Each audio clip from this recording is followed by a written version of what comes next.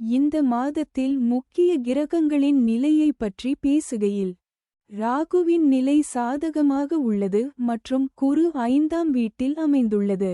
முதல் மற்றும் 2ஆம் வீட்டிற்கு அதிபதியான சனி 2ஆம் வீட்டில் அமைந்திருப்பதை மிதமான சாதகம்.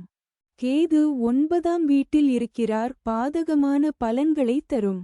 உறவுகளுக்கும் ஆற்றலுக்கும் பொறுப்பான கிரகமான செவ்வாய் இந்த மாதம் வக்ர நிலையில் இருக்கும். 4வது மற்றும் 11வது வீட்டின் அதிபதியாக இருப்பதால் உங்கள் தனிப்பட்ட வாழ்க்கையிலும் நிதி முன்னேற்றத்திலும் ஏற்ற தாழ்வுகளை எதிர்கொள்ள வேண்டியிருக்கும்.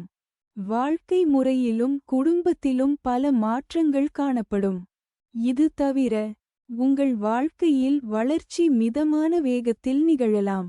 இந்த மாதத்தில் தொழில் தொடர்பான கிரகமான சனி உங்களுக்கு சாதகமற்றதாக இருக்கப் போகிறது. இதனால் உங்கள் மீது பணி அழுத்தம் அதிகரிக்க வாய்ப்பு உள்ளது. சனியின் நிலை இந்த மாதம் உங்களின் பொறுமை மற்றும் புத்திசாலித்தனம் உங்களின் தொழில் சம்பந்தமாக சோதிக்கப்படும்.